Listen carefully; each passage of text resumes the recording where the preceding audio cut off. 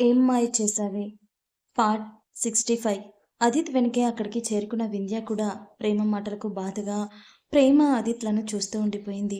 ప్రేమ నోటి నుండి బాధతో వస్తున్న ఆ మాటలు ఆమె కళ్ళల్లోకి తన పట్ల కనిపిస్తున్న కోపం అదిత్ మనసును కలిచివేస్తుంటే భారమైన మనసుతో కన్నీళ్లతో ఆమె చేతులు పట్టుకొని, నేను నీ విషయంలో చేసిన తప్పులు అంత ఈజీగా క్షమించేవి కాదు టీచరమ్మా. ఆ విషయం నేను ఒప్పుకుంటాను. కానీ నువ్వెందుకు నా ప్రేమను గుర్తించలేకపోతున్నావో నాకు అర్థం కావట్లేదు. నిజమే, నువ్వు నా మీద పెంచుకున్న అనంతమైన ప్రేమను గుర్తించలేకపోవడం నా మూర్ఖత్వమే. అందుకని నా మీద నీకు ప్రేమే లేదు అంటే నేను నమ్మను. నీ మనసులో అప్పుడు, ఇప్పుడు, ఎప్పుడు నేనున్నాను అన్న విషయం నేను లేట్‌గా తెలుసుకున్నా. నేను బలంగా నమ్మే నిజం అది. కోపంలో నీ ప్రేమను తక్కువ చేసి మాట్లాడాను. నీ ప్రేమను స్వార్థమన్నాను. నువ్వు మన బిడ్డపై చూపిస్తున్న మమకారాన్ని తప్పుబట్టాను. కానీ అప్పుడు నా ప్రవర్తన వల్ల నువ్వెంత బాధపడి ఉంటే ఇప్పుడు నా విషయంలో నువ్విలా మాట్లాడగలుగుతున్నావో నాకిప్పుడు పూర్తిగా అర్థమైంది టీచరమ్మా అంటూ కన్నీళ్లతో ఆమె మొహాన్ని తన దోసిట్లోకి తీసుకొని సూటిగా ఆమె కళ్ళల్లోకి చూస్తూ, నా మనసులో ఇప్పటికీ వింధ్యాస్థానం అలానే ఉంది. వింధ్య అలానే ఉంది. నీకు నేను ఎప్పుడు వింధ్యాస్థానం ఇవ్వాలి అనుకోలేదు కాబట్టి ఇన్నాళ్ళు నిన్ను బాధ పెడుతూ దూరం పెడుతూ నేను బాధపడ్డాను. But you or something special to me more than Vindhya అని నేను అర్థం చేసుకోవడానికి నాకు ఇన్ని రోజులు పట్టింది. వింధ్య మన మధ్యన లేదు కాబట్టి ఈ విషయం చెప్తున్నాను అని నువ్వు అనుకోవద్దు. ఎందుకంటే వింధ్య ఎప్పుడు నాతోనే ఉంది. ఇప్పుడు కూడా నాతోనే ఉంది. తన సమక్షంలోనే నేను నా మనసులో ఉన్న నా ప్రేమ గురించి చెప్పాలనుకుంటున్నాను అంటూ ప్రేమగా ప్రేమ నుదిటిపై ముద్దు పెట్టి అప్పటికే అతని మాటలకు షాక్ అయి చూస్తున్న ఆమె కళ్ళల్లోకి తిరిగి చూస్తూ, you are my soul, you are my life, you are my destiny, you are my everything, without you I am nothing ప్రేమ, I love you forever and ever అంటూ అందంగా తన మనసులో ఉన్న ప్రేమనంతా అంతకంటే అందమైన మాటల రూపంలో బయటపెట్టి కళ్ళతో కూడా వేల భావాలు ప్రేమ మనసుకి చేరవేస్తూ ఆమెను గట్టిగా హగ్ చేసుకున్నాడు అదిత్. అదితి మాటలకే ప్రేమ మనసుకు అదితి చేసిన గాయంపై చల్లటి మందు పూసినట్టు అనిపిస్తుంటే, ఇక అదితి చూపిస్తున్న ప్రేమకు ఆమె మనసు పొంగిపోతూ సంతోషంలో ఉక్కిరిబిక్కిరి అవ్వడం మొదలుపెట్టింది.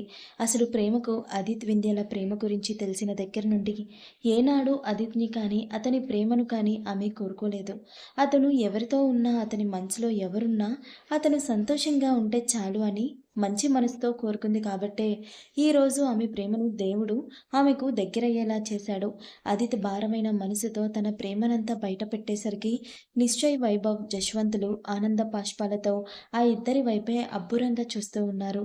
ఒక పక్క ప్రేమ ఎలా రియాక్ట్ అవుతుందో అన్న భయంతో అక్కడే ఉన్న వింధ్యకు అదితి మనసులో ప్రేమ ఒక మంచి భార్యగా ఎంత గొప్ప స్థానం సంపాదించిందో అర్థం కావడంతో మిక్స్డ్ ఫీలింగ్స్తో ఆ ఇద్దరిని రూపాన్ని కళ్ళలో నింపుకుంటూ ఆ ఇద్దరు ఎప్పుడు ఎప్పుడు సంతోషం అలానే కలిసి ఉండాలి అని దేవుణ్ణి వేడుకుంది వింధ్య. అదితి తన ప్రేమను వ్యక్తపరుస్తూ అలా తనని హక్ చేసుకునేసరికి అప్పటికే నిప్పురవ్వ మీద చన్నీళ్లు చిలకరించినట్టు ప్రేమ కోపం మీద ప్రేమతో కూడిన మాటలు మాయాజాలం చేసి ఆమె మనసుకి అయిన గాయం మీద అదితి ప్రేమ మందు పూయడంతో అతని కళ్ళల్లో, మాటల్లో, చేతల్లో కనిపిస్తున్న స్వచ్ఛమైన ప్రేమ లొంగిపోయింది. అప్పటి వరకు బాధతో వచ్చిన కన్నీళ్లు అసలు తను ఊహించని విధంగా తన సొంతమైన తను ప్రేమించిన మనిషి అతని ప్రేమను ఉక్కిరి బిక్కిరి చేస్తూ సంతోష సాగరంలో తేలియాడేలా చేసింది. ప్రేమ ఎమోషనల్ అవుతూ అదితి చుట్టూ చేతులు బిగించబోయింది.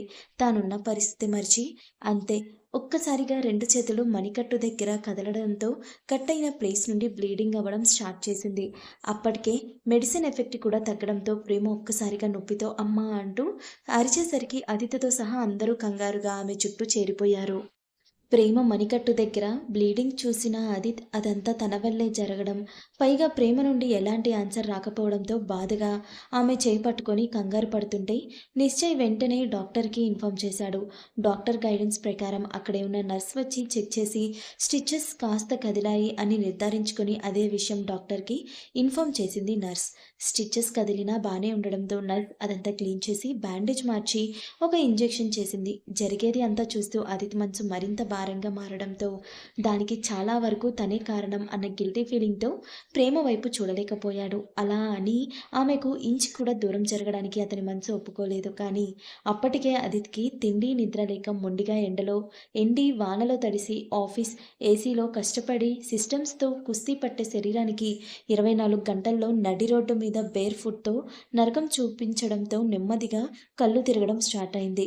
తనని తాను ఎంతగా తమాయించుకున్నా అదితికి అతని శరీరం సహకరించకపోవడం వల్ల ఒక్కసారిగా స్పృహ కోల్పోయి ప్రేమ చెయ్యి పట్టుకునే ఆమె పక్కనే పడిపోయాడు. అదితిలో మార్పు గమనించిన నిశ్చయ్ వెంటనే అతను కింద పడకుండా పట్టుకొని అతన్ని చూసి కంగారుతో ప్రేమకు ధైర్యం చెప్తూ వైభవ్ సాయంతో అదితిని జాగ్రత్తగా బెడ్ మీద ప్రేమ పక్కనే పడుకోబెట్టాడు.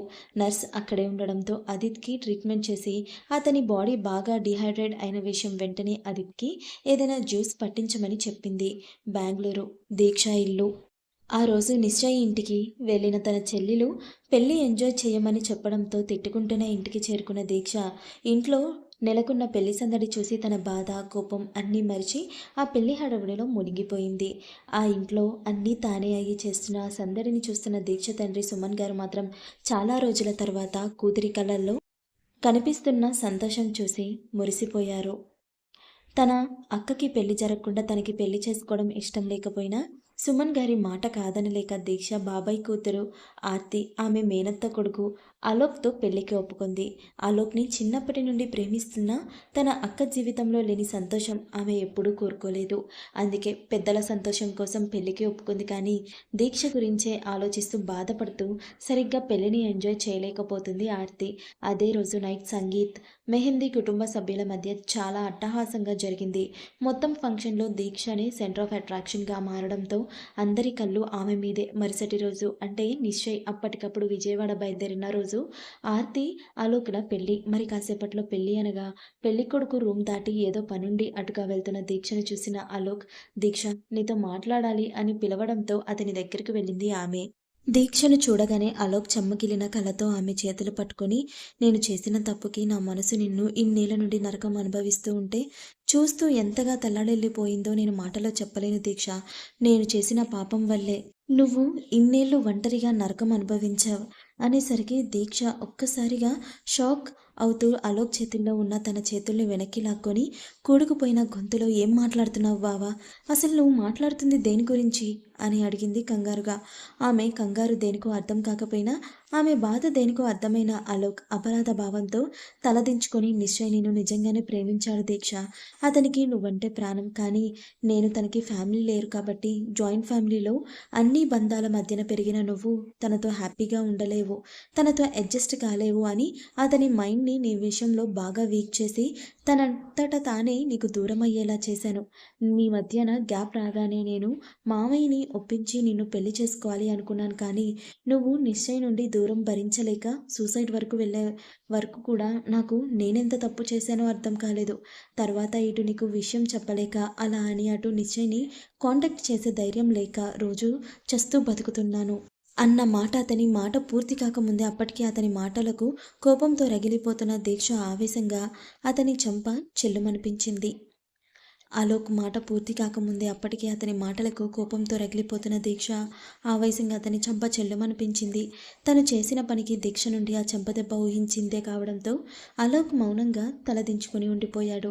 ఆవేశంగా అతన్ని కొట్టిన దీక్షకు అసలు నిశ్చయ్ మనసులో తన మీద అంత ప్రేమ పెట్టుకొని ఎందుకు దూరం అయ్యాడో ఇప్పుడు పూర్తి క్లారిటీ రావడమే కాదు, తనకి ఫ్యామిలీ లేదు అన్న విషబీజం నిశ్చయ్ మనసులో నాటింది ఎవరో కూడా అర్థం కావడంతో ఇన్ని రోజులు నిశ్చయ్ తనకి ఎన్నిసార్లు క్షమాపణ చెప్పి అతని మనసులో ఉన్న ప్రేమను బయటపెట్టినా రాయిలా మారి అతని విషయంలో కరగపోయినందుకు తనని తానే తిట్టుకుంటూ కన్నీళ్లు పెట్టుకుంటూ ఉంది దీక్ష. దీక్ష కళ్ళల్లో కన్నీళ్లు చూసిన అలోక గిల్టీగా ఫీల్ అవుతూ ఆమె ముందు మోకాళ్ళ ముందు కూర్చొని తల దించుకొని నన్ను క్షమించు దీక్ష. చిన్నప్పటి నుండి నాకు నువ్వంటే ఉన్న ఇష్టాన్ని ప్రేమ అనుకొని నువ్వు ఆ నిశ్చయ్ని ప్రేమించడం నచ్చక మీ ఇద్దరిని ఎలా అయినా దూరం చేయాలి అన్న దురుద్దేశంతో నిశ్చయ్ వీక్ పాయింట్ మీద కొట్టాను. తను నీ విషయంలో చాలా స్ట్రాంగ్గా ఉన్నాడు దీక్ష. అందుకే నేను ఎలా పిచ్చి పని చేయాల్సి వచ్చింది. నా వల్లే నీకు నువ్వు ప్రాణంగా ప్రేమించిన నిశ్చయ్ దూరమయ్యాడు. నేను చేసిన తప్పుకి క్షమాపణ లేదు కానీ, నువ్వు నిశ్చయ్ ఇంకా దూరంగా ఉండడానికి కారణం నేనే అన్న గిల్టీనెస్‌ని నేను మోయలేకపోతున్నాను. నేను చేసిన తప్పుకి నువ్వు ఎలాంటి శిక్ష వేసినా భరిస్తాను కానీ, నువ్వు ఒక్కసారి వెళ్ళి నిశ్చయ్‌ని కలువు దీక్ష. ఐ యామ్ ష్యూర్ తను ఇప్పటికీ నీ కోసం ఒంటరిగానే మిగిలిపోయి ఉండుంటాడు అన్న అలోక్ మాటలకు దీక్ష కోపంగా అతని కాలర్ పట్టుకొని పైకి లేపి ఎర్రటి కళ్ళతో అతని కళ్ళల్లోకి చూస్తూ, నా నిశ్చయ్ ప్రేమ గురించి నువ్వు చెప్తే కానీ తెలుసుకోలేంత దీని స్థితి ఏం లేదు నా మనసు. అదంతా పక్కన పెట్టు. మా లైఫ్‌లో నువ్వు క్రియేట్ చేసిన ప్రాబ్లమ్స్‌ని ఎలా సార్ట్ ఔట్ చేసుకోవాలో మాకు బాగా తెలుసు. ముందు ఈ విషయం చెప్పు. నువ్వు ఆర్తిని ఇష్టంతోనే పెళ్లి చేసుకుంటున్నావా? లేకపోతే ఇది కూడా నీ ప్లాన్‌లో భాగమా అని అడిగింది ఆవేశంతో ఊగిపోతూ. దీక్ష ప్రశ్న అలోక్ మనసుని సూదిలా గుచ్చడంతో బాధగా ఆమె వైపు చూస్తూ, నేను నీ విషయంలో తప్పు చేస్తున్నా అని తెలుసుకున్నదే ఆర్తి నా మీద పెంచుకున్న ప్రేమ వల్ల దీక్ష. ఆర్తి నన్ను చిన్నప్పటి నుండి ప్రాణం కంటే ఎక్కువగా ప్రేమిస్తుంది. ఆర్తి నేను లేకపోతే బ్రతకలేదు. ఆ విషయం నువ్వు సూసైడ్ అటెంప్ట్ చేసుకున్నప్పుడే అనుకోకుండా నాకు తెలిసింది. ఆ సమయంలో నేను ప్రేమిస్తుంది నిన్ను కాదు ఆర్తిని అన్న విషయం రియలైజ్ అయ్యాను. అందుకే తను ప్రపోజ్ చేయగానే వెంటనే యాక్సెప్ట్ చేసేసాను.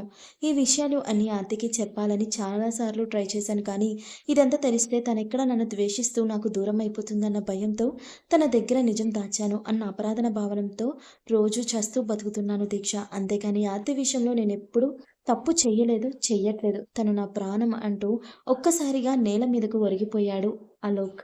అతను మాటల్లో మాత్రమే కాదు, అతని కళ్ళల్లో కూడా ఆర్తి మీద నిజమైన ప్రేమ కనిపించేసరికి దీక్ష కాస్త రిలాక్స్‌గా ఫీల్ అయ్యి, ఇక అతనితో మాట్లాడడం ఇష్టం లేక అక్కడి నుండి బయటకు వచ్చేసింది. అటుగా ఏదో పని మీద వచ్చిన సుమన్ గారు జరిగిందంతా విని చాలా బాధపడ్డారు. దీక్ష గురించి నిశ్చయ్‌ని కలిసినప్పుడు, నాకు ఫ్యామిలీ లేదు అంకుల్. రేపన్న రోజున నాకేమైనా జరిగితే దీక్ష కోసం నిలబడే నా వాళ్ళంటూ ఎవరూ లేరు నాకు. జాయింట్ ఫ్యామిలీలో అందరి మధ్యన పెరిగిన దీక్ష నాతో అడ్జస్ట్ కాలేదు. అందుకే తనకి నేను దూరమయ్యాను అన్న అతని మాటలు గుర్తు తెచ్చుకొని బాధపడుతూ, అంతలోనే ఫ్యామిలీకి విలువ ఇచ్చి అలోక్ గురించి తన దగ్గర చెప్పకుండా దాచిపెట్టినందుకు అతని వ్యక్తిత్వానికి మనసులోని గర్వంగా ఫీల్ అయ్యారు సుమన్ గారు. తన కూతురి సెలక్షన్ ఎంత గొప్పదో మళ్ళీ ఇంకోసారి ప్రూవ్ అవ్వడంతో మనసులోని అల్లుడిని మెచ్చుకొని మురిసిపోతూ అక్కడి నుండి కింద మండపం దగ్గరకు వెళ్ళేసరికి అప్పటి వరకు అన్నీ తానే అయ్యి సందడి చేసిన దీక్ష మిక్స్డ్ ఫీలింగ్స్తో మౌనంగా కూర్చొని జరిగేది బొమ్మలా చూస్తూ ఉంది. కూతుర్ని అలా చూసి సుమన్ గారికి బాధగా అనిపించినా ఆమె మనసులో ఉన్న భయాలన్నిటికీ ఒక సొల్యూషన్ దొరకడంతో ఆమె ఒక కంట కనిపెడుతూనే పెళ్లి పనుల్లో బిజీ అయిపోయారు. ఆయన వివాహ క్రతువులో అన్నీ పూర్తయ్యేసరికి తెల్లారిపోవడంతో అన్నీ పూర్తయి చక్కబడే వరకు అక్కడే ఒక మూలన కూర్చొని ఉంది దీక్ష. దీక్షను సుమన్ గారు మాత్రమే కాదు, పీటల మీదున్న అలోక్ ఇంకా ఆర్తిలు గమనిస్తూనే ఉన్నారు. మొత్తానికి అలా పెళ్ళి అవ్వగానే దీక్ష టైం కూడా చూసుకోకుండా వెంటనే నిశ్చయ్ ఇంటికి బయలుదేరింది. తీరా ఇంటికి చేరుకున్న దీక్షకు నిశ్చయ్ ఇంటి వాచ్మెన్ అతను ఇంట్లో లేడన్న విషయం చెప్పడంతో వెంటనే నిశ్చయ్ పిఏకి కాల్ చేసింది. అర్జెంటుగా నిశ్చయ్ని కలవాలి. ఆల్రెడీ నిశ్చయ్ పిఏకి దీక్ష విషయంలో ఒక క్లారిటీ ఉండడంతో ప్రేమ విషయంలో జరిగింది మొత్తం చెప్పి ప్రస్తుతం ఆమె ఉన్న పరిస్థితి మొత్తం వివరించడంతో సుమన్ దీక్ష గారికి కంగారుగా విజయవాడ బయలుదేరింది. విజయవాడ నిశ్చయ్ విల్లా. అదితిలో మార్పు గమనించిన నిశ్చయ్ వెంటనే అతను కింద పడకుండా పట్టుకొని అతన్ని చూసి కంగారు పెడుతున్న ప్రేమకు ధైర్యం చెప్తూ వైభవ్ సాయంతో అతని జాగ్రత్తగా బెడ్ మీద ప్రేమ పక్కనే పడుకోబెట్టాడు. నర్స్ అక్కడే ఉండడంతో అదితికి ట్రీట్మెంట్ చేసి అతని బాడీ బాగా డీహైడ్రేట్ అయిన విషయం చెప్పి వెంటనే అదితికి ఏదైనా జ్యూస్ పట్టించమని చెప్పింది. దాంతో నిశ్చయ్ వెంటనే జ్యూస్ తెప్పించి అదితికి పట్టించాడు. కాసేపటికి ప్రేమ అదితిని చూస్తూనే ఇంజెక్షన్ ఎఫెక్ట్ వల్ల నెమ్మదిగా నిద్రలోకి జారుకుంది. ఇక ఆ ఇద్దరు నిద్రపోవడం నిశ్చయ్ జశ్వంత్ వైభవ్లకు ఒక రూమ్ చూపించి ఇద్దరిని ఫ్రెష్ అవ్వమని పంపించి తాను అన్వి దగ్గరికి వెళ్ళేసరికి ఆ బుజ్జిది అప్పటికే నిద్రలేచి మెయిడ్ భోజనం తినిపిస్తుంటే వద్దు అంటూ అమ్మ కావాలి అని మారం చేస్తూ కనిపించింది. నిశ్చయ్ అన్వికి ఎలాగో సర్ది చెప్పి భోజనం తినిపించి టీవీ ఆన్ చేసి కార్టూన్స్ పెట్టి ఆ బుజ్జిదని మైండ్ డైవర్ట్ చేశాడు. ప్రేమ రూమ్లో సాయంత్రం అవుతుండగా నెమ్మదిగా కళ్ళు తెరిచిన ప్రేమకు తన పక్కనే బెడ్ రెస్ట్‌కి ఆనుకొని కూర్చొని తన వైపే చూస్తున్న అదితి కనిపించడంతో కంగారుగా పైకి లేవబోయింది ప్రేమ.